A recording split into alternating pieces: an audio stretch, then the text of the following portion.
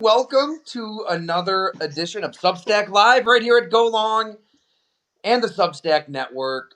What a thrill and an honor and a joy to welcome back my good friend Justin Rogers of the Detroit Football Network. He's building up an empire out there in the state of Michigan. Justin, how in the hell are you, man? It's great to connect. An empire. I like it. It's going really well. Busy as always. You know how it goes. Free agency draft keeps us entertained. For all those people that ask what we do during the off season, I think our famous response is "What off season?" So busy, busy, busy. No doubt. I mean, the NFL has mastered the 12-month calendar. There is always something going on. We'll be down there at the annual meetings in West Palm, which should be interesting. Are you heading down, by the way? Yeah, I'm not going to miss that free food.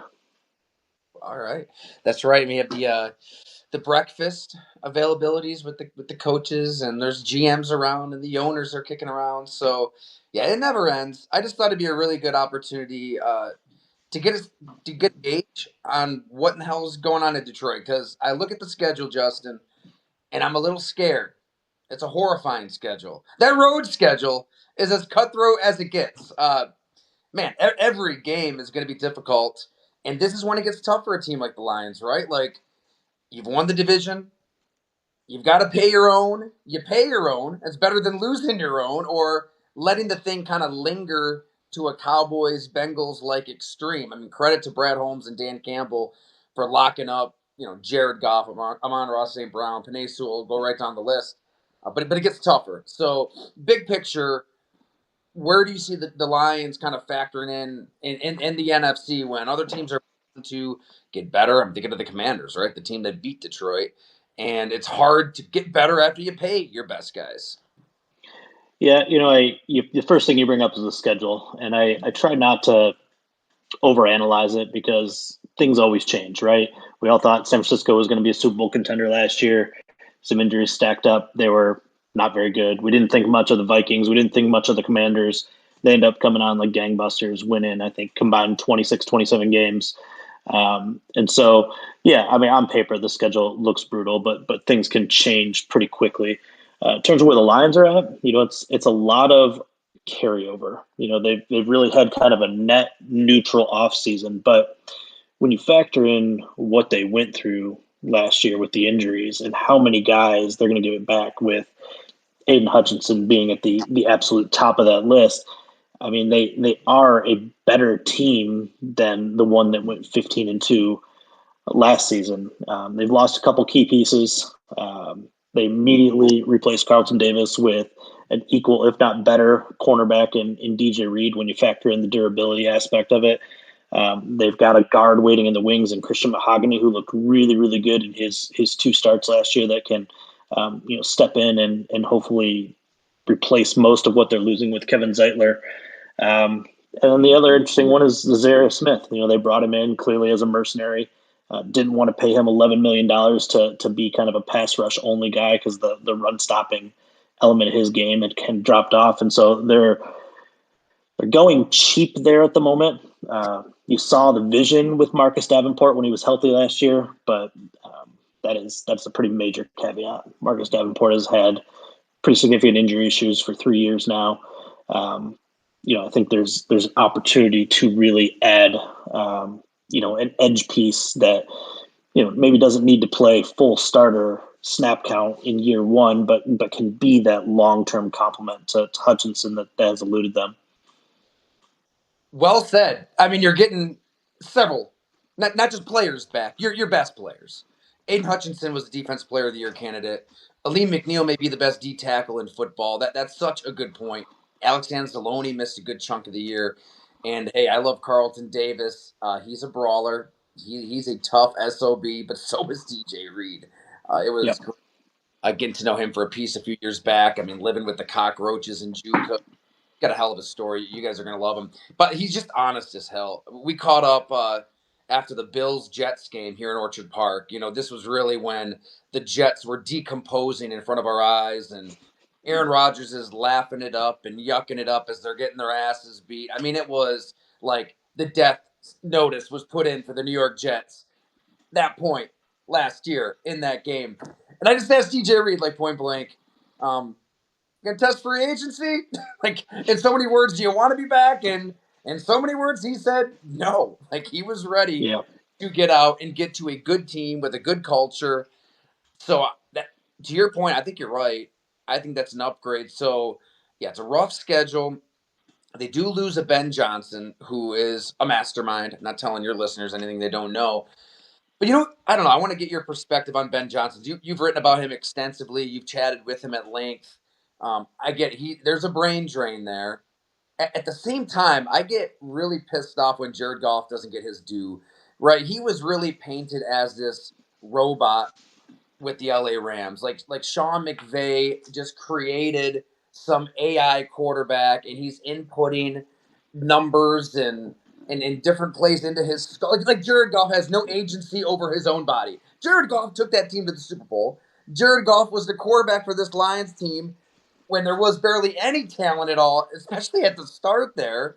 We got to give this guy some credit at some point. Look, Ben Johnson and Caleb Williams may work some magic together, but I think the brain of Jared Goff is kind of getting lost in the discourse when, yeah, Caleb Williams will allow Ben Johnson to open up plays and do some different things mobility wise, athleticism wise, but he is not nearly as good pre snap as Jared Goff. I mean, you're talking two different levels, two different stratospheres when it comes to knowledge and diagnosing things and using your brain to beat a defense. But how do you see that dynamic playing out now that Ben is the coach for the Chicago Bears?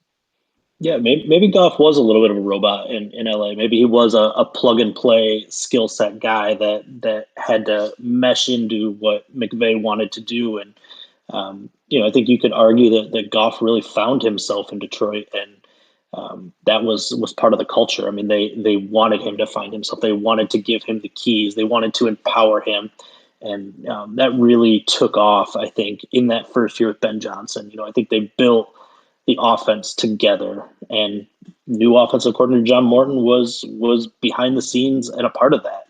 And so that is an underrated hire. I don't think Morton's gonna get the fanfare of Ben Johnson for good reason, but Ben Johnson wasn't getting fanfare either when he initially got promoted to that role. And um, different people, different mindsets, but some similar backgrounds and at least some schematic and personality continuity there to keep Goff on track. And look, the weapons are all still there. Jamison Williams, Tim Patrick, Amon-Ra St. Brown, the best backfield tandem in football in Gibbs and Montgomery, a very, very good young tight end in Sam Laporta. I mean, it's really difficult to see how the Lions don't continue to average close to 30 points per game, regardless of who's calling the plays. Uh, I'm going to be really fascinated to see how Ben Johnson does in Chicago. There are some quirks to Ben's personality, and I can relate because I'm very much a person that likes control of what I do and don't never really love delegating because I trust myself to get it done better than the person I'm handing it off to. And I think Ben's got a little bit of that to him. I think it's gotten better over time. I think he was smart to bypass job opportunities last year and kind of take another year to marinate in the leadership aspects, to spend another year in Dan Campbell's presence, to see how he handles the situations that come with being a coach that are beyond the X's and O's. Because as a head coach, you're a CEO of an organization. I mean, you have to manage player personalities. You have to manage a coaching staff. You have to put out the fires that arise in the media and off the field. It's so much more. There's no question his X's and O's acumen, and he comes from a family of teachers. He's a great teacher, but he does have a little bit of that. Probably not fair to attach it to the Patriots because he didn't work there, but that guarded Fort Knox mentality about football information and protecting things. And he's a guy that can get a little on edge with secrets sometimes. And so like being around Dan Campbell, who doesn't care about that stuff, that goes, just pushes it all to the side and powers through, was good, I think, for Ben Johnson. And even if he grew a little bit each extra year, each extra month he was here, it's going to set him up for more success, I think, in Chicago. That's a great point because look, you don't really know how you're going to lead an entire team until you're in that position. And everything that's led to this for Ben Johnson, I mean, he can pick any building, any team, any situation. We all know he's been very, as he should be, careful with who he chooses to go to. And you got a lot of money to do it. He's not just going to walk into a building and just start delegating left and right. I mean, maybe he does, but I think most coaches who are at the top of that wish list, when they get the opportunity, that control freak may be a little strong, but you want to put your imprint on this team. Your fingerprints are going to be all over everything. You're going to be paranoid. I mean, you kind of see it everywhere. It's rare when a coach isn't like that to some degree. I mean, I think that's why Dan Quinn with the Washington Commanders, ironically enough, he gets the job because Ben Johnson didn't want it. He kind of went the other direction. I mean, when he had his coaches in, the first thing he told them was like, do not talk football with the players. And they came in early with a new coach. He didn't want them talking football at all for 2 weeks with players. Get to know them as people. He's so good at delegating, and it worked for the Commanders. So it's not to say one method works more than the other, but to turn that thing around to Hallis Hall, you're probably, I think you are going to see Ben Johnson really put his foot down. I don't know. You know better than me, but I get the same kind of feel talking to people with his personality that he is going to be the one in charge. Clearly, there at Hallis Hall. Oh yeah, I mean he's you said control freak. It's not far off from what I think of Ben Johnson. I think he's got a little bit of an obsessive personality, but it's also what drives these guys and makes them great. And as well as anyone, the success of a young NFL coach hinges on the quarterback relationship. He's got a really really good one in Caleb Williams, and um, Caleb went through some struggles. He did not acclimate in the way that Daniels did in Washington, but the flashes were absolutely there. I mean, you could see playmaking and throws and accuracy, and I make what you will of it. The streak without the interception, the longest for a rookie in NFL history, like it's significant. It shows a maturity of protecting the football, and sometimes that can be a default, not throwing it away and taking sacks. That was a problem for him, but I still think Caleb Williams is going to be an exceptional quarterback in this league. I think it is really telling and interesting. Ben Johnson knew where his bread was buttered in Detroit. It was with his offensive line. And so what did he do? They invested ton, a ton in their offensive line. They signed Dahlman from Atlanta, I believe was considered by most the best center in free agency. They traded for the Robert Ory of the NFL and Joe Tooney, and brought in an old friend Jonah Jackson, who did not have a good time in LA, but certainly had some pretty damn good seasons here in Detroit. And so um, guards are weird like that. Some teams love paying them, most teams don't. But I always think back to the New Orleans Saints, and Drew Brees was a little unique because he was shorter, and they wanted to keep that pocket a little bit more open in front of him. But the Saints had a ton of success paying their guards, and they paid a heavy price for guards. I can't remember all of them, but I know they brought in Larry Warford eventually to replace one of them. And they always paid their guards, and so you can build a successful offensive line that way as a stopgap as you start drafting and developing and building up from the ground up. They also invested on their defensive front. Trenches, trenches, trenches. I mean that wins in football. Those are lessons that Ben Johnson took from here. Probably formulated well before he was here, but was driven home that toughness in the trenches win. So they get Dangbo and Jarrett up front there as well. And I don't know how you don't love the hire of Dennis Allen, a successful defensive coach taking over a defense with some really, really good pieces that, probably needed a little bit more of a complex scheme than what they were running previously to really maximize what they were doing. But Chicago should be more in the mix. I mean, NFC North, I think, was the best division of football last year. And honestly, it's kind of stronger top to bottom, outside of, whatever's going on with Minnesota's quarterback situation. But If there's anybody that's going to get the best out of an unproven quarterback, it's probably going to be Kevin O'Connell. Agreed. I love the Saints point too, Justin. We've had Jari Evans on the podcast before, and we got to give a shout out to our old podcast co-host at Go Along, Jim Monis. He was a scout for those Saints, discovering Division II Bloomsburg. I had to make sure I said it right. Jari Evans. He should be in the Hall of Fame. Carl Nix is a Pro Bowler in his own right. That's how they built that thing in New Orleans. It's I think the Warford was a 3-time innovating. Pro Bowler there. What's that? I think Warford got 3 straight Pro Bowls once he went there as well. Completely. Right. We caught up in left tackles, and rightfully so. There's a movie. Michael Lewis wrote the book, so I get the blind side. It does matter, but I don't know, some of these quarterbacks that are a little different, Drew Brees being shorter, like he needed the depth of the pocket. The Saints just kind of went through different tackles. They didn't care that much about that position as much as the guards. So that's where the Bears start. I actually talked to Jonah Jackson this week for a long time about the move to Chicago, about Ben Johnson, everything. So I'll have that story go along hopefully next week. We'll see. But yeah, think of it this way with Caleb though. I mean, like if he's feeling pressure and urgency because the front of his pocket is collapsing, if you buy him that extra half a second, 3/4 second to comfortably process, he's just going to develop quicker.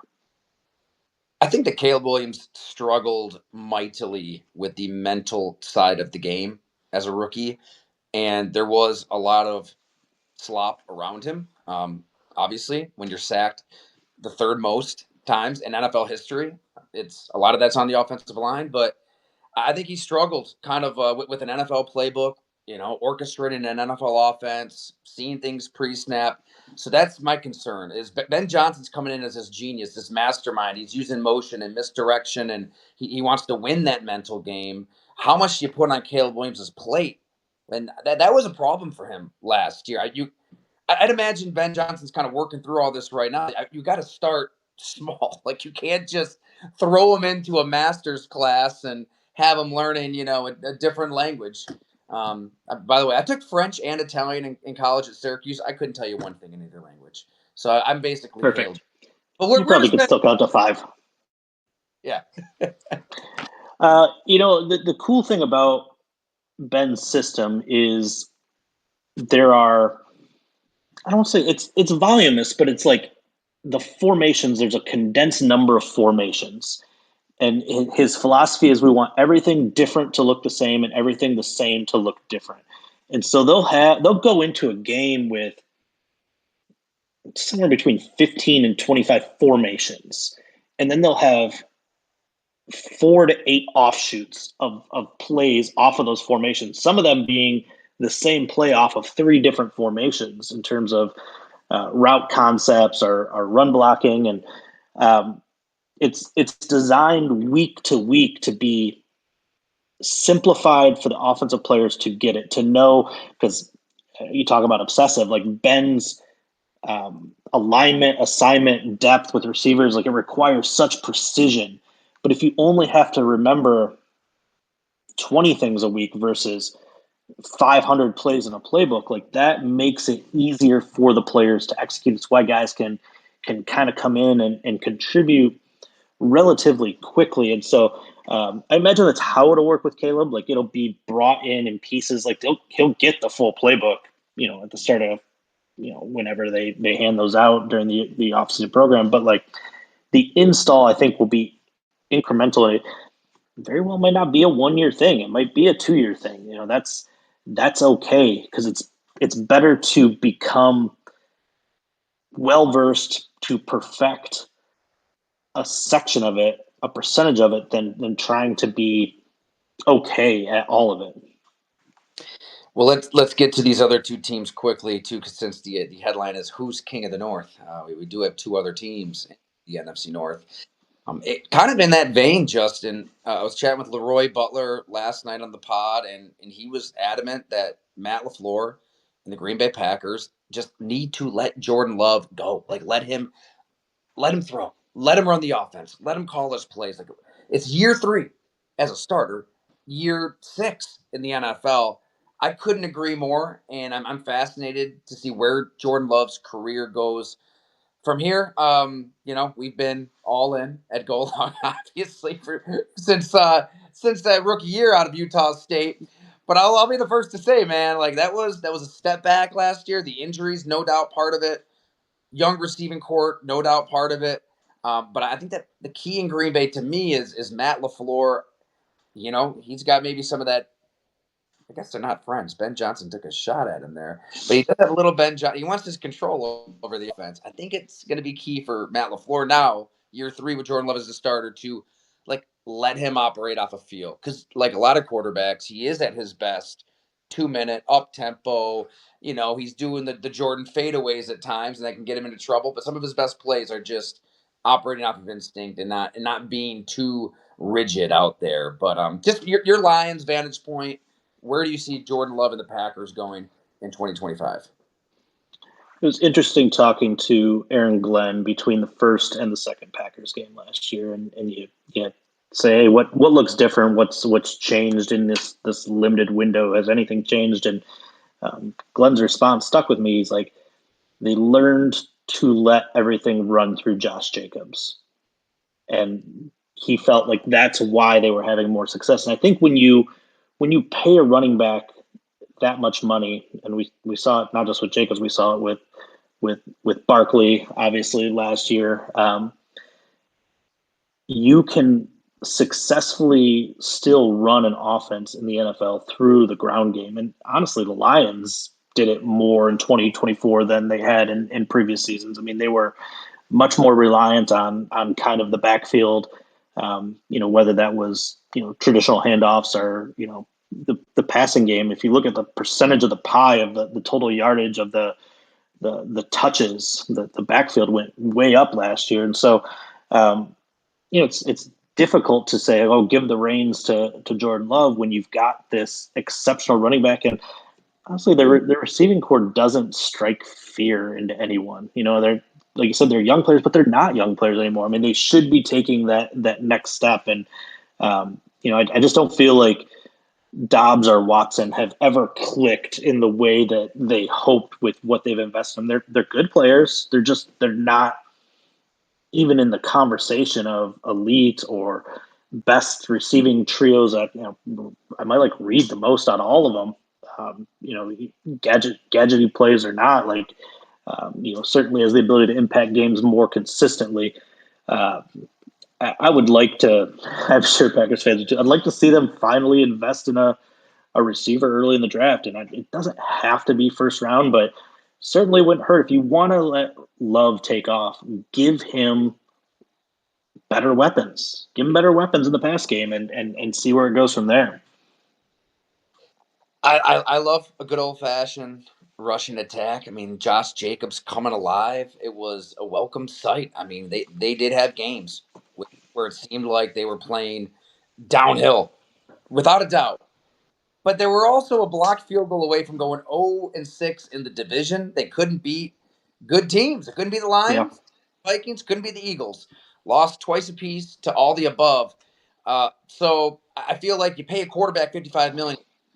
At Yep. some, you got to cut him loose. I mean, financially, you made it known like this is one of the best quarterbacks in football. I'm not saying you just spread it out 5 wide and let him throw 60 times a game, but even like the Saquon Barkley powered Eagles, and it drove Jalen Hurts nuts, right? Like he kind of took jabs at Nick Sirianni throughout the season. What was the comment? Like, I'm going to take the straight. It's nice to take the straight jacket off. And even the Eagles, with the best running back in football, who would have set the rushing record if they didn't hold him out that last game, they get to the Super Bowl. Saquon gets, stymied, less than 3 a carry, and they needed Jalen Hurts to make a few plays in the passing game, and he did. So it kind of, you need both to get to and win a Super Bowl. Obviously, it was just strange watching some of these Packer games. Whether they were trying to protect him and they're terrified of the interceptions, maybe that's a factor. To me, though, Justin, like, who gives a shit, man? Like, it's a big play league. You got to take some shots downfield. Like, live with the results. You don't need to go 30-30 Jameis Winston, but you can live. I think you live with a Jordan Love mistake here and there when the upside is taking a risk that's going to lead to a big play that otherwise you're not even thinking of. I don't know. I don't like it when these coaches get inside the heads of their quarterbacks too much. The Bills kind of did that with Josh Allen 2 off seasons ago, and it showed on the field. He's kind of figured it out since then as the MVP. Somehow LaFleur and Love need to figure out that balance. I guess 7 months to do it. I guess it's a long off season. I used to say the same thing about Stafford in 14. You know, Jim Caldwell was an underrated and I think good coach, but when he got here that first year, it was the best Lions team up until this recent run, and that defense was top three in every category, but the offense just got super conservative. It's because they tried to strip Matthew Stafford of his kind of gunslinging, risk taking, and dial it way down and play complementary football, and then they get in this playoff game against Dallas and jump up 2 touchdowns early, and they just take their foot off the gas, and they weren't letting Stafford beat Stafford. And I'm not saying that team would have made the Super Bowl or won the Super Bowl, but they were better than a team that got bounced in the wild card because they handicapped their quarterback. And so I totally agree what you say with at that point. It's funny, before we started this, I was just quickly recapping for my own sake just the free agency moves in the division. I knew the Bears and Vikings had gone kind of wild, and I guess I really wasn't in tune with what the Packers were doing, and very typical Packers off season from my understanding is they just don't do a whole lot. They've at least had some splash signings the last couple of years. The McKinney signing was obviously awesome last year. He ended up being first team All Pro, I think. This year they go out and they spend a ton of money on Banks, who I don't know a ton about. I mean, I'm not going to pretend to know every guard in this league, but it doesn't seem like it's been a particularly popular move with Packers fans with the dollar amount attached to that. Like, you covered that team for a while. Like, how frustrating was it dealing with fan frustration this time of year when the Packers have always been kind of that draft, develop, re-sign team? They're not going out and splurging on the market. Was that a challenge to cover annually? That's a great question. And before I forget too, there's some folks that have been chiming in on the chat here too. So fire away. Janelle made a great point when it came to living with Love mistakes, Love throws downfield. She's like, in Detroit, it's the same deal with Terran Arnold with the PIs. And I love that the Lions are kind of rolled with Terran Arnold. And you've talked to him, I've talked to him. This is a bad mofo, man. He wants to get in your face. It's a violent game. He understands. He's pulling up clips from high school when he's dropping dudes on their helmet. Like, give me that cornerback any day of the week. So same logic, no doubt. Yeah, it was weird. I mean, I can remember after Green Bay just got tattooed by Colin Kaepernick in the divisional round out there in, Mm-hmm. it was still Candlestick. And oh my God, everybody's losing their goddamn mind, justifiably so. The Packers were 2 years removed from a Super Bowl win, 1 year removed from 15-1, and it looked like they had never faced the read option before in their lives. There's the iconic image of Eric Walden looking the opposite direction as Colin Kaepernick runs behind him. He had 181 yards, I believe, and it would have been 183 if not for the kneel downs. Threw for nearly 300 yards. It looked like this is the future of the quarterback position. And Dom Capers and the Packers made it possible. And it would have been the next week, right? Because once you get bounced and you're covered an NFL team, get down to the Senior Bowl. Then it's kind of a sad existence, I think, for these GMs and these teams where they go from thinking Super Bowl to starting all over at base No camp, doubt. Mobile, eating oysters, and going to is it Veets? That's the bar down there. It is. Yeah. So I bumped into Ted Thompson down there. We talked for I don't know, like 8.5, 9 minutes, which might as well be 8.5, 9 hours with Ted. He says a hell of a lot of nothing. God rest his soul. One of the best GMs of his era, but he didn't even flinch. Like, he, in so many words, I'm thinking back, it's been more than a decade. He said, like, we're gonna try to sign our own. We like our guys. We're gonna, dust ourselves off and get another shot next year. And at that point, fans were livid. I mean, they needed somebody on this defense. I mean, the year before in 2011, they forced a lot of turnovers, but they gave up historic yardage. So they wanted something to happen. And yeah, it was frustrating. There's part of me that would think, I don't know. It's an overreaction by fans. Like Green Bay kind of knows what they're doing. In retrospect, Green Bay didn't know what they were doing. Like Ted was wrong. That was a defense year to year that was good enough to win divisions and support Aaron Rodgers to an extent, but they didn't have those prerequisite quote unquote dogs, right? They didn't have those guys in the playoffs that will just drag you into the back alley and beat the hell out of you. They didn't have those kind of guys. And it all came to a head 2 years later in the NFC Championship game against the Seattle Seahawks when they blow that one in just epic fashion. I mean, I still cannot believe they lost that game. But it kind of embedded into the fabric of the team. I think if they would have aggressively, and they did, right? Julius Peppers was one of those moves. He helped them get to that Mm. game against Seattle, and was amazing that year. But there weren't enough bold moves like that. And it might come back to bite this Packers team. I was just talking to Isaiah McDuffie, linebacker, and I think that a player like that is going to get better year to year, and that's what they're kind of banking on in Jeff Hafley's scheme. Like the more they understand it, the more they're around, and that's true. Like I think they will get better another year in a really sound scheme.